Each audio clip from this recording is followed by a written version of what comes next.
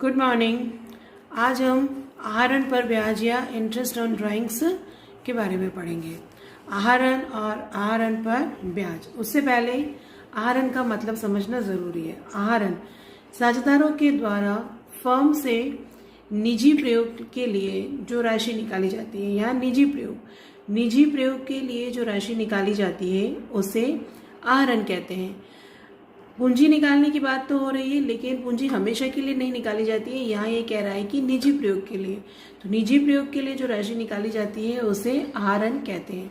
प्रत्येक साझेदार को आहरण की राशि पर ब्याज चुकाना पड़ता है। यानी फर्म के लिए आहरण की राशि पर दिया जाने वाला ब्याज क्या है? प्राप्ति है, और साझेदार इसे चुकाएगा। तो आहरण की राशि पर ब्याज चुकाना पड़ता है, जिसे आहरण पर ब्याज या इंटरेस्ट ऑन ड्राइंग्स कहा जाता है। इंटरेस्ट ऑन ड्राइंग्स या तो क्वेश्चन में डायरेक्ट दे रखा होगा, और अगर डायरेक्ट नहीं दे रखा हो तो आपके पास आहरण की राशि होगी। उस आहरण की राशि पर आपको ब्याज की गणना करनी पड़ेगी। आहरण पर ब्याज की गणना करने के लिए दो अलग अलग विधियों का उपयोग किया जाता है। पहला है अलग अलग तिथियों पर अलग अलग राशियों का आहरण करने पर, यानी डेट भी अलग अलग हो और राशि भी अलग अलग हो। एक जैसी राशि भी ना हो और अलग अलग राशियां हो और अलग अलग तिथि हो, डेट अलग हो और राशि का भी अलग हो। ऐसी विधि में पहली विधि जो प्रयोग में लाई जाती है वो विधि है आपकी सरल विधि। सरल विधि में जो सूत्र काम में लिया जाता है आहरण पर ब्याज की गणना के लिए वो है आहरण की राशि इंटू ब्याज दर इंटू महीने अपॉन 12। यानी 4 महीने है तो 4/12, 5,000 रुपये का आहरण है तो 5,000 इंटू ब्याज दर आपको क्वेश्चन में दे रखी होगी, वो ब्याज दर अपॉन 100 इंटू महीने अपॉन 12। यानी 4 महीने का अगर हमारे खाते 1 अप्रैल को शुरू हो रहे हैं और 1 अप्रैल से लेकर 31 मार्च को बंद हुए हैं, उस साझेदार ने आहरण 31 मई को किया है, तो 31 मई से 31 मार्च तक के मंथ की कैलकुलेशन की जाएगी। जितने मंथ होंगे वो, और उसका भाग लगाएंगे हम 12 का। जैसे एक एग्जाम्पल लेके चलते हैं कि एक साझेदार है, उसने 2,400 रुपये का आहरण किया। कितने का आहरण किया? 2,400 रुपये का। उस पर ब्याज की दर है 10%। ब्याज कितने प्रतिशत है? 10%। और 31/5/2019 को आहरण करता है। खाते 31 मार्च 2020 को बंद किए जाते हैं। उसके द्वारा आहरण कब किया जाता है? 31 मई 2019 को, और खाते बंद होने की तिथि है 31 मार्च 2020। तो इस तरह सरल विधि से इस पर ब्याज की गणना हम निम्न अनुसार करेंगे। सूत्र है आहरण की राशि। तो आहरण की राशि हमारे पास आ रही है 2,400। फिर ब्याज दर 10%, तो यहाँ पर आ जाएगा आपका 10%। फिर महीने, अब 31 मई को आहरण किया था, 31 मई से 2019, और खाते बंद होने की डेट लिखी हुई थी 31 मार्च 2020। 31 मई से 31 मार्च तक के मंथ की कैलकुलेशन, 31 मई है तो जून से शुरू करेंगे। जून, जुलाई, अगस्त, सितंबर, अक्टूबर, नवंबर, दिसंबर, जनवरी, फरवरी और मार्च। कितने महीने हुए? 10 महीने। तो इंटू महीने अपॉन 12, ये करके हम आहरण पर ब्याज की राशि ज्ञात करेंगे। ये तो हुआ आपका आहरण की राशि। ये क्वेश्चन में ब्याज दर दे रखी थी, डिवाइड करेंगे 100 से, इंटू महीने की कैलकुलेशन कैसे हुई? उस व्यक्ति ने आहरण कब किया था? 31 मई को किया था, और खाते बंद होने की तिथि दे रखी थी 31 मार्च 2020। 31 मई से 31 मार्च 2020 तक मंथ की कैलकुलेशन या महीने की कैलकुलेशन होगी 10 महीने, तो इंटू 10/12। यहाँ अगर 31 मई की जगह 1 अप्रैल को ही उसने आहरण किया होता तो फिर हम पूरे 12 महीने का कैलकुलेशन करते। तो उस कंडीशन में हमें ये वाली राशि यहाँ पर 10/12 या लिखने की जरूरत नहीं पड़ती, और अगर लिखना भी चाहते तो यहाँ पर कितना हो जाता? 12/12 होता। 12/12 कैसे होता? 31 मई की जगह हम क्या मान के चलते हैं? 1 अप्रैल मान के चलते हैं। 1 अप्रैल 2019, और फिर मंथ की कैलकुलेशन में 31 मार्च 2020 यानी पूरा साल। तो पूरे साल में कितने 12, तो 12/12 लेके चलते हैं। लेकिन चूंकि यहाँ क्वेश्चन में मैंने लिखवाया है 31 मई 2019, 31 मई 2019 से 31 मार्च 2020 कितने मंथ होंगे आपके 10 मंथ। तो इंटू 10/12 इसकी कैलकुलेशन करेंगे, इसको सॉल्व करेंगे तो ये आंसर आएगा हमारा 200 रुपए। तो ये 200 रुपए हमारा क्या कहलाएगा, इंटरेस्ट ऑन ड्राइंग्स या आहरण पर ब्याज। ये कैलकुलेशन चलेगी हमारी सरल रेखा विधि से या सरल विधि से। दूसरी विधि से आहरण पर ब्याज की गणना करेंगे। दूसरी विधि है गुणनफल विधि। गुणनफल विधि का उपयोग भी उसी समय किया जाएगा जब साझेदारों ने अलग अलग तिथियों पर अलग अलग राशियों का आहरण किया हो। इसके लिए सूत्र लगाएंगे गुणनफल का योग इंटू ब्याज की दर अपॉन 100 इंटू 12। पहली विधि लगाई हमने सरल विधि, दूसरी विधि है गुणनफल विधि। गुणनफल का योग इंटू ब्याज की दर अपॉन 100 इंटू 12। इस पॉइंट को और अच्छे से समझने के लिए हम एक एग्जाम्पल लेंगे। एग्जाम्पल है, एक साझेदार ने निम्न तिथियों पर निम्न आहरण किए। अलग अलग आहरण दे रखे हैं उसके वर्ष के दौरान के। 1/4/2016 को उसने आहरण किया 1000 रुपए का। फिर उसने 30/6/2016 को आहरण किया 1200 रुपए का। तीसरे बार आहरण किया 31/12/2016 को 1500 रुपए का। और चौथी बार उसी वर्ष में लास्ट में आहरण किया 31 मार्च 2017 को 20,000 रुपए का। आहरण पर 12% वार्षिक की दर से ब्याज वसूल किया जाता है। यानी आहरण पर ब्याज की राशि कितने परसेंट होगी, 12% की दर से कैलकुलेट की जाएगी। और खाते बंद होने की तिथि बता रहा है 31/3/2017 यानी 31 मार्च 2017 को बंद किए जाते हैं। तो गुणनफल विधि से ब्याज की गणना करेंगे इस वाले सवाल को लेकर। सबसे पहले 1/4/2016 को उसके द्वारा आहरण किया गया 1000 रुपए। दूसरी बार उसने आहरण किया 30/6/2016 को 1200 रुपए। तीसरी बार उसने आहरण किया 31/12/2016 को 1500 रुपए। और लास्ट 31 मार्च 2017 को उसने आहरण किया 20,000 रुपए। अब हमारे खाते बंद होने की तिथि है 31 मार्च 2017। यहाँ तक हम प्रत्येक परिस्थिति में मंथ की कैलकुलेशन करेंगे। तो 1/4/2016 से 31 मार्च 2017 तक होंगे हमारे 12 महीने। 30/6/2016 यानी 30 जून से 21 मार्च 2017। जून यानी कि जुलाई से कैलकुलेशन शुरू करेंगे तो जुलाई, अगस्त, सितंबर, अक्टूबर, नवंबर, दिसंबर, जनवरी, फरवरी और मार्च। कितने महीने आएंगे आपके, 9 महीने। फिर आपका अगला आहरण है 31/12/2016। 31/12 यानी कि 31 दिसंबर। तो अब हम जनवरी से शुरू करेंगे, जनवरी, फरवरी और मार्च, 3 महीने। और ये डेट है 31/3/2017 यानी साल का अंत है। और खाते बंद होने की डेट भी क्या है आपके पास, 31/3/2017। तो यहाँ मंथ कितने आ जाएंगे आपके, 0। अब हमें चाहिए गुणनफल। तो गुणनफल क्या करेंगे, 1000 को 12 से गुना करेंगे, 1200 को 9 से गुना करेंगे, 1500 को 3 से करेंगे और 20,000 को 0 से करेंगे। तो ये गुणनफल आएगा 1000 इंटू 12, 12,000 रुपए। फिर 1200 इंटू 9, 10,800 रुपए। 1500 इंटू 3, ये आएगा आपके पास 4,500 रुपए। और 20,000 इंटू 0 करेंगे तो ये आएगा 0। तो ये गुणनफल, इन सब के बीच में गुणा का साइन। तो गुणनफल करने के बाद ये आपका आंसर आ रहा है 1000 इंटू 12, 12,000, 1200 इंटू 9, 10,800, 1500 इंटू 3, 4500 और 20,000 इंटू 0, 0। अब करते हैं गुणनफलों का योग। गुणनफलों का योग यानी इन सबको जोड़ देंगे। इन सबको जोड़ोगे तो 12,000 प्लस 10,800 प्लस 4,500 को हम जोड़ेंगे तो ये हमारे पास आएगा 27,300। ये हमारे पास आ गया गुणनफलों का योग। अब हम सूत्र का उपयोग करेंगे गुणनफलों का योग। तो गुणनफलों का योग कितना लेंगे, 27,300 इंटू ब्याज दर। क्वेश्चन में हमारे पास ब्याज की दर थी 12%। तो 12% से जाएंगे तो 12 अपॉन 100 इंटू 12, ये हम कैलकुलेशन करेंगे तो ये आंसर आएगा 273 रुपये। यानी इंटरेस्ट ऑन ड्राइंग्स हमारे पास कितना आया, 273 रुपये। गुणनफल विधि के द्वारा हमने इंटरेस्ट ऑन ड्राइंग्स की कैलकुलेशन करी। 1000 इंटू 12, 12 महीने, ये कैसे निकाला? पहला आहरण उसने किया 1/4/2016 को, फिर खाते बंद होने की तिथि 1/4 से 31 मार्च, 12 महीने। दूसरा 30 जून, तो 1 जुलाई से शुरू करेंगे, जुलाई से मार्च 9 महीने।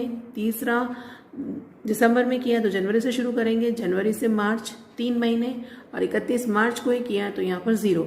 1000 इंटू 12, 12,000, 1200 इंटू 9, 10,800, 1500 इंटू 3, 4,500, 20,000 इंटू 0, आपका 0 आएगा, ये आएगा आपका 27,300। सूत्र था गुणनफलों का योग, तो गुणनफलों का योग हमने लगाया 27,300 इंटू ब्याज दर, प्रश्न में दे रखी थी 12%, तो 27,300 इंटू 12/100 इंटू 12, कैलकुलेशन करने पर यह आएगा आपका 2,703। ये आपका कहलाएगा इंटरेस्ट ऑन ड्राइंग्स। ये थी गुणनफल विधि, यानी अलग अलग डेट पर अलग अलग राशियों का आहरण किया गया। पहली विधि लगाई थी हमने सरल विधि, दूसरी विधि लगाई हमने गुणनफल विधि, और वो भी कब लगाई? जब अलग अलग तिथियों पर अलग अलग राशियों का आहरण किया जाता हो।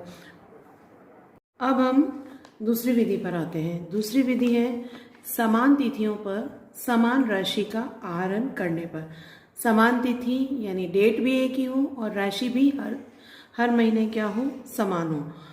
तो उस विधि में पहला पॉइंट आएगा मासिक आधार पर आहरण, यानी हर महीने किया जाने वाला आहरण। उसके लिए सूत्र लगेगा कुल आहरण इंटू ब्याज की दर इंटू औसत अवधि अपॉन 100 इंटू 12। आहरण, ब्याज की दर 100 और 12 तो पिछले दोनों मेथड के अकॉर्डिंग ही जाएंगे। इसमें नया पॉइंट आ रहा है आपके पास औसत अवधि, यानी औसत अवधि कैसे कैलकुलेट की जाएगी या वो क्या होती है। औसत अवधि 3 प्रकार से ज्ञात की जा सकती है। पहला है प्रत्येक माह के प्रारंभ के अकॉर्डिंग, दूसरा है प्रत्येक माह के अंत के हिसाब से, तीसरा है प्रत्येक माह के मध्य के हिसाब से। यानी अगर किसी साझेदार ने हर महीने की स्टार्टिंग में डिसाइड किया है कि हर महीने की पहली तारीख को वो आहरण करेगा, तो औसत अवधि ज्ञात करने के लिए हम n+1/2 लेंगे। दूसरा है प्रत्येक माह के अंत में, यानी उस साझेदार ने डिसाइड किया है कि वो हर महीने की लास्ट में आहरण करेगा 30 तारीख या 31 तारीख को, तो आएगा n-1/2।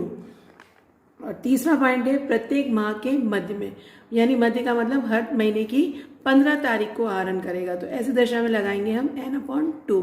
जैसे ए अगर साझेदार है वो हर महीने की 1 तारीख को करता है, तो पहला आहरण कब करेगा? 1 जनवरी को करेगा, दूसरा करेगा 1 फरवरी को, तीसरा 1 मार्च को, चौथा 1 अप्रैल को, और इस तरह वो आगे चलता रहेगा। और लास्ट आहरण उसके द्वारा कब किया जाएगा? 1 दिसंबर को। उस कंडीशन में ये लगेगा n+1/2। फिर प्रत्येक माह के अंत में, यानी हर महीने का लास्ट डेट या तो 30 होगी या 31 होगी, और फरवरी के मंथ में क्या हो जाएगा? लीप ईयर होने पर 29 हो जाएगा, और लीप ईयर नहीं है तो क्या आ जाएगा? 28 दिन, 28 तारीख को। तो प्रत्येक माह के अंत में पहला आहरण कब करेगा? वो 31 जनवरी को करेगा, दूसरा करेगा या तो 28 फरवरी को या 29 फरवरी को, तीसरा वापस करेगा 31 मार्च को, और लास्ट में साल के अंत में तीसरा सबसे आखिर वाला होगा 31 दिसंबर को। इस तरह हर महीने की आखिरी तारीख को वो आहरण करेगा। अगर क्वेश्चन में हर महीने की आखिरी तारीख दे रखी हो तो हम औसत अवधि ज्ञात करने के लिए लगाएंगे n-1/2। फिर तीसरा पॉइंट आ रहा है प्रत्येक माह के मध्य में, मध्य मतलब 15 तारीख। तो पहला आहरण कब होगा? 15 जनवरी को, फिर दूसरा हो जाएगा आपके 15 फरवरी, तीसरा आहरण होगा 15 मार्च, और इस तरह लास्ट में आहरण कब करेगा? 15 दिसंबर। तो उस कंडीशन में लगेगा आपका n/2। n/2 यानी यहाँ n, तो n बात कर रहे हैं हम 12 महीने की। अगर पूरे 12 महीने तक उन्होंने बिजनेस चालू रखा है तो n की वैल्यू हम क्या लिखेंगे? 12। तो n+1 यानी 12+1/2। यहाँ पर आएगा n-1, तो 12-1/2।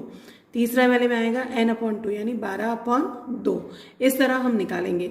अगर उन साझेदारों ने बिजनेस को 9 महीने तक ही कंटिन्यू किया या 9 महीनों तक ही चलाया, तो उस परिस्थिति में हमारा एन की वैल्यू क्या हो जाएगी, चेंज हो जाएगी। उस कंडीशन में हम एन लेंगे 9, तो 9 + 1/2, 9 - 1/2 और 9/2।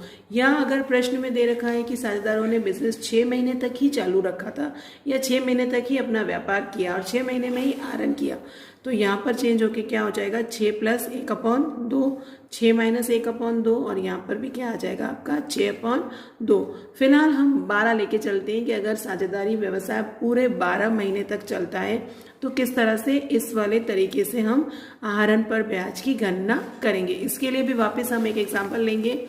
एग्जाम्पल में पढ़ती हूँ। सचिन, राहुल और शिखर एक फर्म में साझेदार है। 3 साझेदार दे रखे हैं, सचिन, राहुल और शिखर। वह निम्न प्रकार आहरण करते हैं। उनके आहरण करने का तरीका क्या बता रखा है।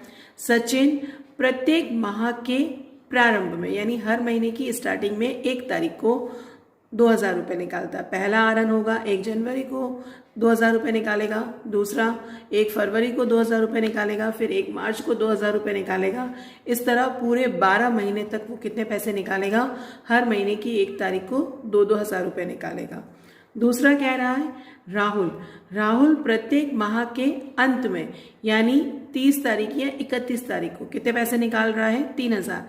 तो सबसे पहले वो कब निकालेगा, अगर हमारा साल जनवरी में शुरू हो रहा है और दिसंबर में खत्म हो रहा है तो पहले 1 जनवरी को निकालेगा, जनवरी के अंत में, तो अंत यानी 31 जनवरी को। पहला 31 जनवरी के अंत में 3000 रुपये निकालेगा, फिर दूसरा वो निकालेगा 28 फरवरी को, तीसरा निकालेगा 31 मार्च को। इस तरह लास्ट तक आते आते जाएंगे और वो लास्ट में कब निकालेगा, 31 दिसंबर को 3000 रुपये निकालेगा। तो पूरे 12 महीनों में हर महीने के एंड की डेट पे वो 3000 रुपये निकालेगा। तो समान तिथि हो गई और समान राशि हो गई। फिर तीसरा है शिखर प्रत्येक माह के मध्य में यानी हर महीने की 15 तारीख को पैसे निकालेगा। 15 तारीख को कितने पैसे निकालेगा, 1000 रुपये निकालेगा। यानी पहला वो 15 जनवरी को निकालेगा, दूसरा फिर वो 15 फरवरी को निकालेगा, 15 मार्च को निकालेगा, 15 अप्रैल को, फिर 15 मई को और लास्ट कौन से डेट पे लगाएगा, 15 दिसंबर को वो कितने निकालेगा, 1000 रुपये निकालेगा। तो यहाँ 15 दिसंबर, 15 नवंबर इस तरह चलेगा। यहाँ प्रत्येक माह के अंत कह रहा है तो 30 या 31 तारीख को, और यहाँ वो प्रत्येक माह के प्रारंभ में कह रहा है तो प्रारंभ का मतलब 1 तारीख को निकालेगा। और ये कब पूरा होगा, कब, 12 महीने के लिए। आहरण पर ब्याज यानी रेट ऑफ इंटरेस्ट कितना है, 12% दे रखा है। 12% वार्षिक की दर से लगाया जाता है। अब हमें मासिक आधार पर आहरण पर ब्याज की गणना करनी है। सूत्र चलेगा कुल आहरण इंटू ब्याज की दर इंटू औसत अवधि अपॉन 100 इंटू 12। तो कुल आहरण निकालने के लिए हमें सबसे पहले सचिन का पॉइंट लेके चलेंगे। तो सचिन के पॉइंट में आएगा आपका सचिन के लिए कहा गया है प्रश्न में कि सचिन ने हर महीने की प्रत्येक माह के प्रारंभ में 2000 रुपये निकाले थे। तो प्रत्येक माह के प्रारंभ में 2000 रुपये, तो सचिन की कुल आहरण कितने होंगे, 2000 रुपये इंटू 12, क्योंकि हर महीने की 1 तारीख को निकाला तो टोटल आहरण उसका कितना हो गया, 24,000 रुपये। फिर कुल आहरण, तो सचिन का कुल आहरण आपके पास आएगा 24,000 रुपये। फिर उसी तरह हम राहुल का निकालेंगे। राहुल का कुल आहरण आएगा, राहुल के लिए प्रश्न में कहा गया था 3000 रुपये, तो राहुल के लिए आएगा 3000 इंटू 12, यानी राहुल के आहरण की राशि कितनी आएगी, 36,000 रुपये। फिर आपके लिए शिखर की बात करेंगे। तो शिखर के लिए कहा गया कि प्रत्येक माह के मध्य में वो कितने पैसे निकालता है, 1000 रुपये। तो 1000 रुपये के लिए हम यहाँ पर करेंगे 1000 इंटू 12, ये आएगा आपके पास 12,000 रुपये। अब सचिन का अमाउंट आया 24,000 रुपये, राहुल का आया 36,000 रुपये और शिखर का निकाला 12,000 रुपये।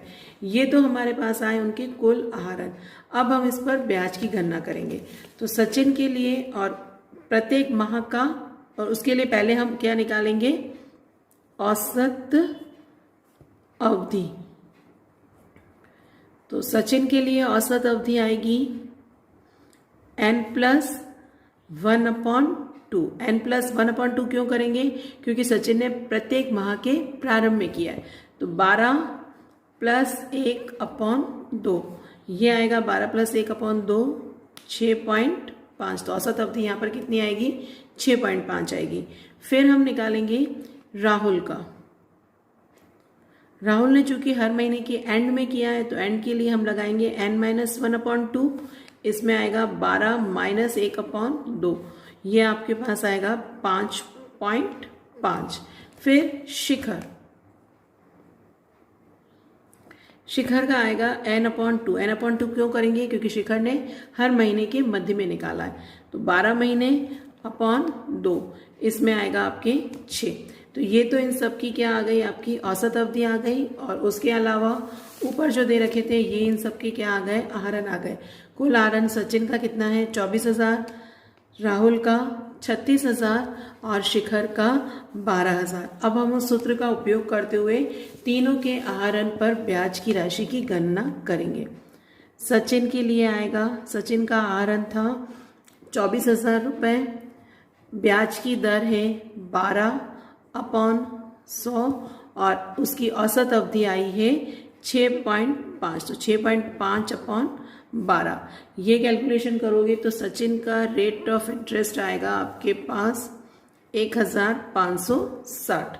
उसी तरह हम राहुल का निकालेंगे।